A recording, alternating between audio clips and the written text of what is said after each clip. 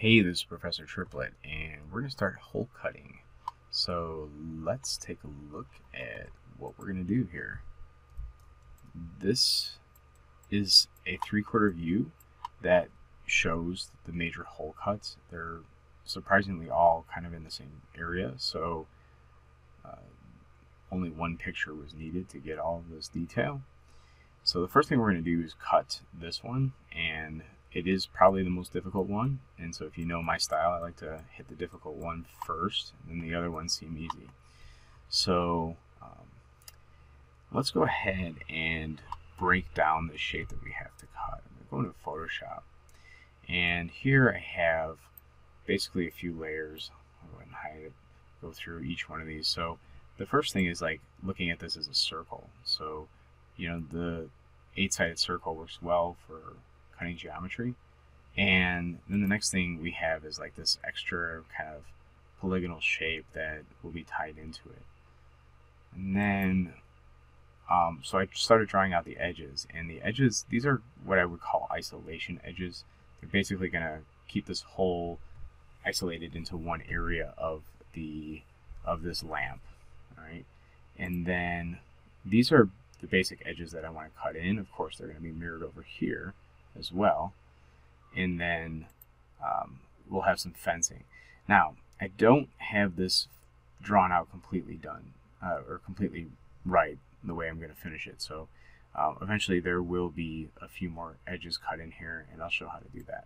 But this is the basic idea of where we're going. Okay, so coming into here, one thing that's really important that I should mention is that whenever you're going to start cutting holes into cylinders or really any shape, you want to keep an original copy of your shape, and I typically will end up smoothing it. So I'm going to show you how I do this. First thing is, let's just go ahead and hit Control D, and then I'm going to hit Control G. So what I did is duplicate and then group all those together, and I'm going to call these dupes. And in my dupes, I have these three, okay? And I am just smoothing these. So there we go. Now, why am I doing this? Well, basically, I want these to live independently from the original ones, and I want to be able to snap my original to the smooth version so that when I'm done cutting the hole, I can basically snap the whole mesh to it, make sure that every vert that's in my hole or cut into the hole actually snaps to the right shape. So basically using the live surface option is how I will do that. So let me actually show one right now. So here's the body, and I'll make that a live surface, and then I'll go ahead and select the original body mesh, and then just go ahead and start scaling this, and boom, it snaps to that. Now, after I cut the hole, I will be able to basically just make this a live surface again, this body, and then I'll be able to snap all the verts back to this body, so I'll know that they're all going to be nice and cylindrical and in the right shape. So I'm going to turn this off. It'll probably make more sense later if it's not making sense right now why I'm doing that. So let me just get through the process of cutting these up. So, or cutting them, I shouldn't say that. Just scaling them. And let's go here. Actually, let's do we want the high poly one first. There we go. And we'll make that a live surface. And then we'll just do the same thing here and just snap it to the live surface. There we go. Okay. Now these dupes I can hide for now. And I need this to be mirrored over here. I need the extra one over here because it helps me do spatial reasoning for where these holes should be cut. Basically, just it's going to help me, look at distances between the holes and those objects. So I'm going to show an old method of mirroring this. So of course, you know, we can go ahead and just hit mirror, and we just move it over here, and you know, that's easy enough. But I'm going to undo that, and I'm going to show an old method, and go ahead and hit center pivot. Let's see here. Okay, so this object has a center pivot, but what I want to do is move the pivot to the middle of the world here. So I'm going to go ahead and hit D on my keyboard, and I'm going to hold X and just snap it to the middle, hit D again, and so now I have it in the center, and I'm going to duplicate the object, Control D, and then I'm going to get my scale tool. Now I'm going to start negative scaling this. I'm going to go past the center, and you're going to see what's going to happen. It's actually going to come out the other side. And once I get it to -1, you see up here in my scale box, I can just dial in -1. Once I get it to -1, it'll be exactly mirrored across the x-axis. Now from here, we want to freeze our transformations. So now that just says 1. So make sure you do that. Now we're ready. So let me go ahead and just get into my perspective mode, and let's pull this over like so. And I'm going to show how I align this. So this is at 45 degrees, and I pull it over here, and I kind of just adjust this a little bit so I can see how the handle shape and this shape are basically aligning with my image. So that's what I'm going for here. So like that looks pretty good. So now I know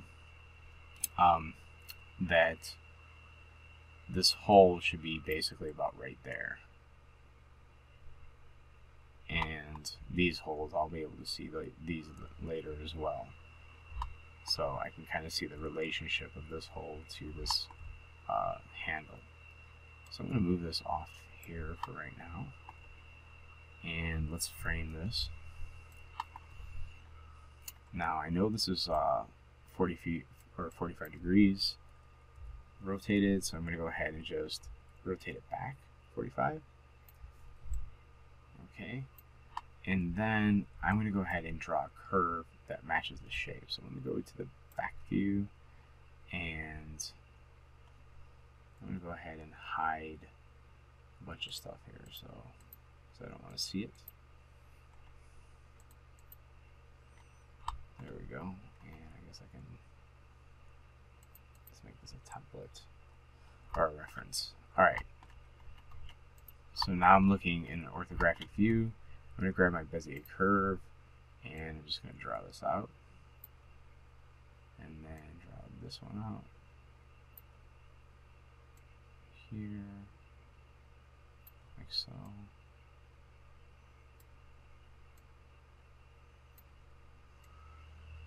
So all this is going to be as a guide, basically, for where I'm going to cut. So that's good. And I'll go to my top view,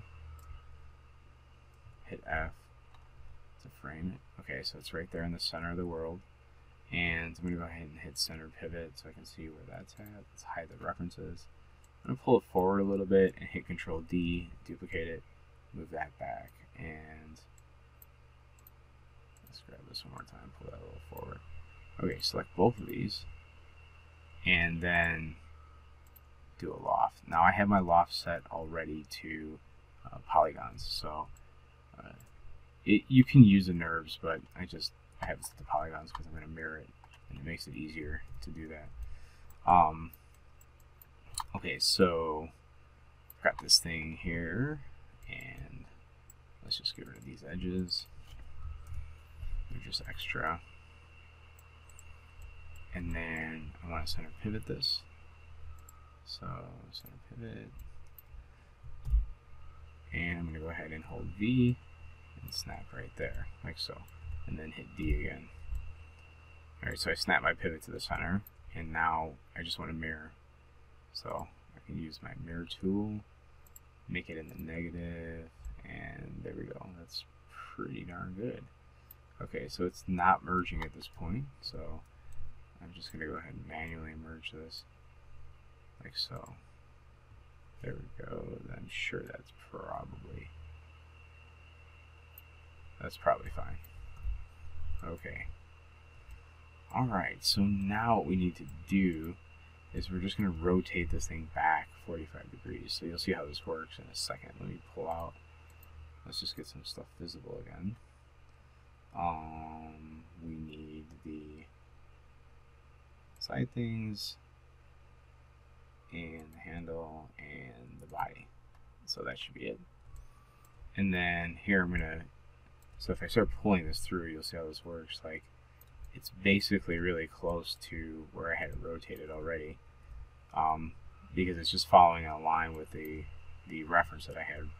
So now I'm gonna go ahead and just hold J on the keyboard so it snaps, and then I'm just gonna start snapping it to 45 or so. Actually, in this case, I don't even really need it all the way to 45. Just get it so it's on here, like so. Okay, so we need the isolation edges, and right now with the way I have this laid out, this cylinder, you can see that we're not getting like really good isolation edge. Like this one works good, but this one doesn't work good. So since this is a cylinder though, we could rotate this if we want and see if we can get like a better layout, so that basically I just want this piece right here to be isolated within edges here, so I don't have to cut extra edges in. Alright, so this will make sense in 1 second here when I start to cut these in. So I'm isolating this. I'm going to put like one edge to tie it in there, and now basically between these edges I have the isolation. Okay, so now this is basically very similar to a lot of the work that we've done before, like with the mug, cutting stuff in. And I'm just going to go ahead and just cut across here, make sure I try to hit every point, and then I'll cut some extra edges in. So let's just cut these like so, and I'm just going to go like this for now, and we'll fix it later.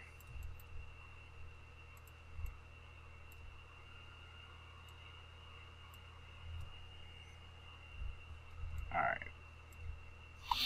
Okay, so let's go back to our thing here, our reference, and we'll count. We have 1, 2, 3, 4, 5, 6, 7, 8, 9. So what we're going to need is basically from here around, obviously that'll be 9. So let's go ahead and cut some extra edges in. So I'm going to go ahead and cut an edge here right in the center. So now I have 1, 2, 3, 4, 5, 6, 7, and then of course we cut these in, so like so. Oops, supposed to hit enter there. There we go. And then we'll do the same thing here.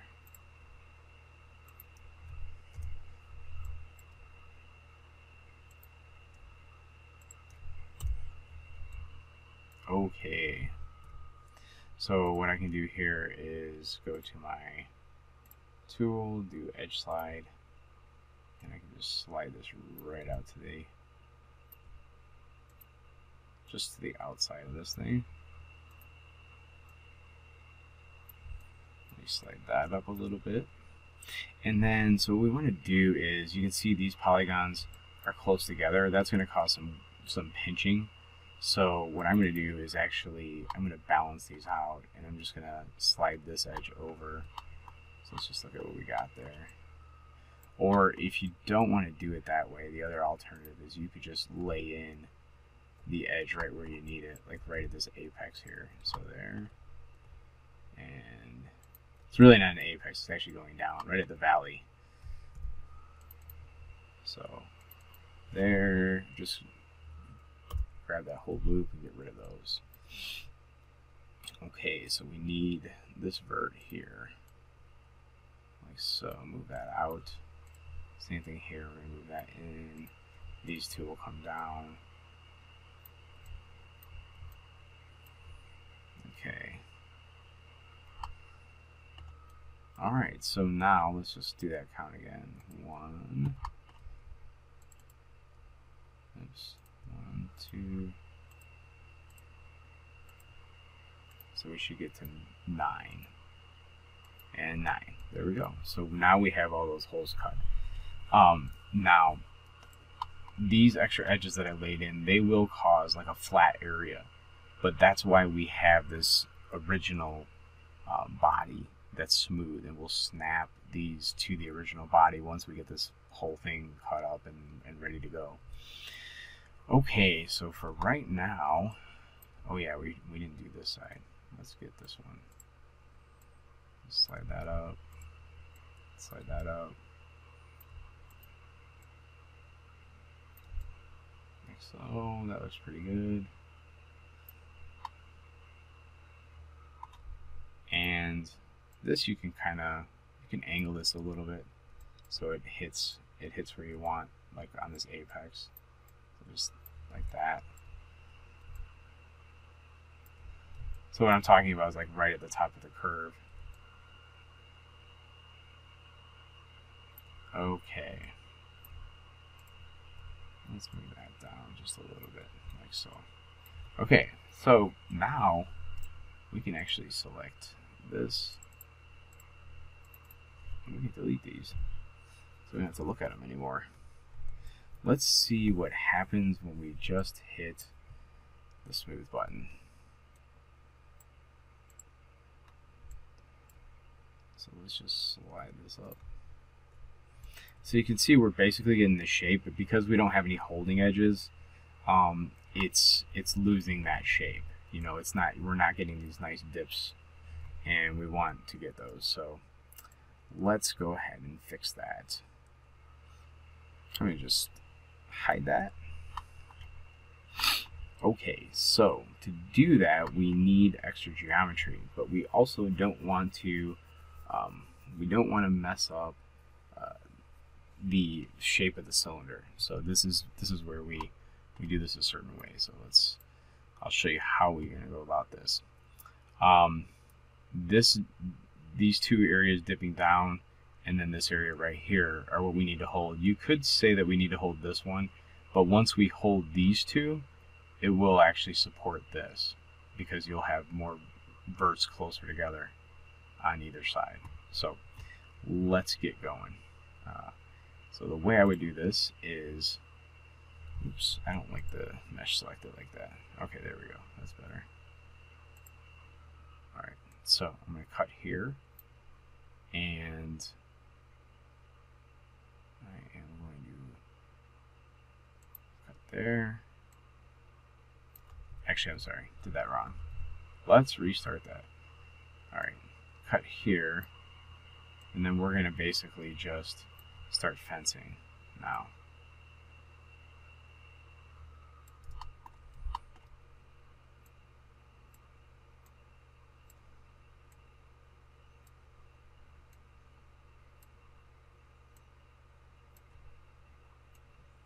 Now you notice I am, instead of fencing it all the way around, I am cutting to this edge right here, and that's what's going to allow us to hold these edges. So just hit enter, and I'll start on this side, and I'll do the same thing. Like so.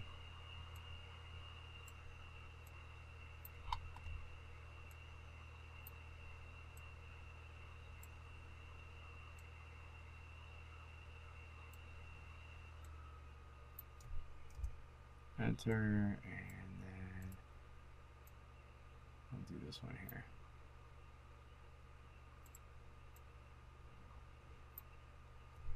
Enter. This is a little high right here, so let's just slide that down a little bit. Okay. Now, of course, we don't want these triangles there, so we'll have to fix that too. Okay, so I'll show you how we're going to do this.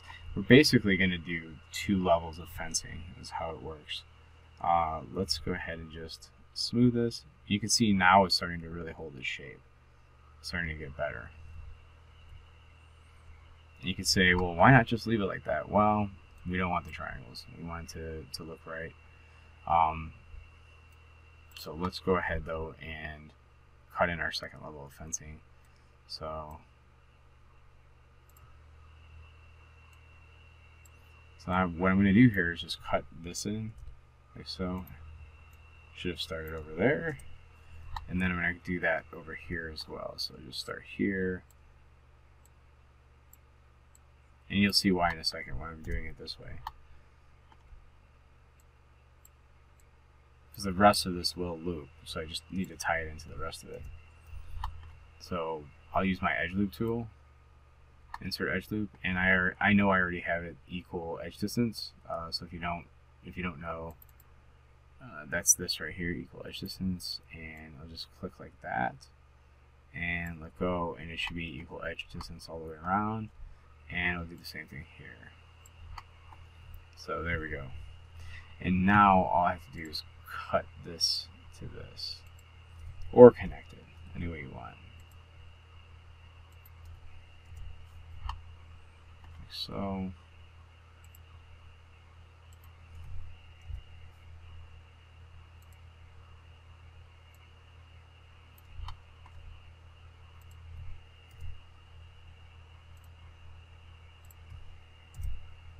Alright, so let's get rid of the triangles. So now all we have to do is select these center edges there and just control backspace, get rid of them. And now we have our object being held. It should work pretty good. So let's just hit F3, or 3 I should say. I have my hotkey as F3, but yours is probably at 3. Alright, one thing I like to do when I'm doing objects like this is I like to assign a blend to it, because the shine of the blend, the specularity, will help it'll help you see if there's any errors in the surface. So this is looking pretty good to me. I don't see any problems. Let me hit 1. Deselect it. Oh, let's turn off that. And that shading looks good too, even without the smooth on. So I know it's probably pretty good. Now, one thing I probably want to do here is I'm just going to grab these edges here.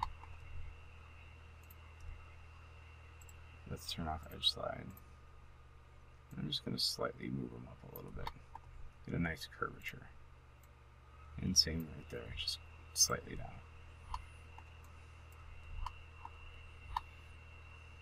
Alright, that's pretty much how we're going to do it.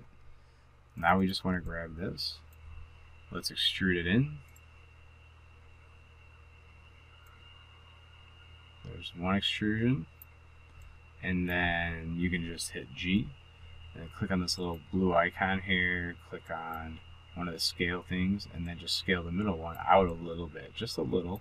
I'll show you what I did. I'll go inside the mesh here. So I'm just turning the corner here so that if I'm rendering, I don't get any weird stuff where I'm seeing, you know, a sharp corner, sharp edge there. And now that we've got that established, all we have to do is just cut in some edges. And this part of the tutorial is done. Let's do that. And let's do that. That should probably do it. Hit 3 on the keyboard, check your work.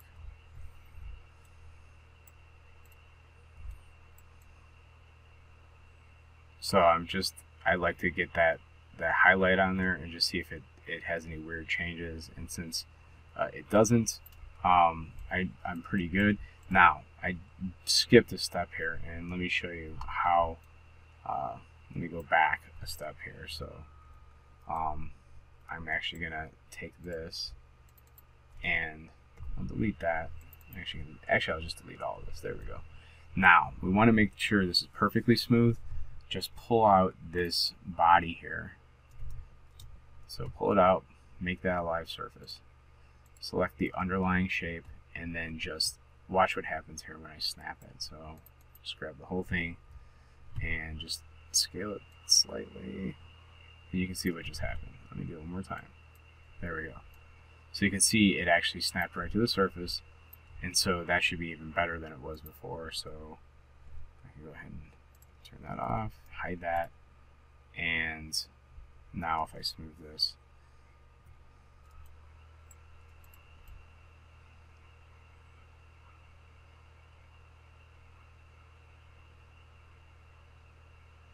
yep, looks fine. Looked fine before too, though. So I mean, if you get to that step and it looks fine, you don't have to go through that. But if you want, I just wanted to show how you would do that. I don't typically model when I'm in this smooth mode, but you can technically do it. Oops. If you want to lay in your edge loops by just moving it a little, hit G again, hit G, and now I'll do the scale tool. Scale it out a little bit. There we go. Alright, so that looks pretty good. I actually see kind of a slight artifact right here. It looks a little weird, and it actually looked better before I went ahead and snapped it to the higher poly surface. So maybe that for this particular hole cut, maybe that wasn't the best way to go, but either way I want to show off how it worked. So now you know, now you can see it. Alright, that's the hardest hole cut, I believe, and then the rest should be downhill from here. We should always check our work, so I'll check and see if this thing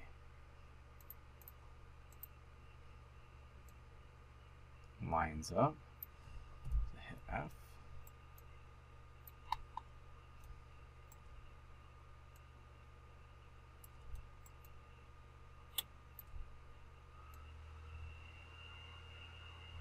That's pretty close. That's pretty close. Oh, look at that. I don't even have that rotated. Do I? Let's zero that. Now we can really see it. That's how it should be. Yeah, there we go. It's a tiny tad bit off, but I'm not going to say that's going to break it, you know, make or break it. I think it'll be fine. And let's not forget at this point, we can rotate this. So we haven't, actually I will do that because the first cut I can go ahead and rotate this like so, and now if I pull this back through,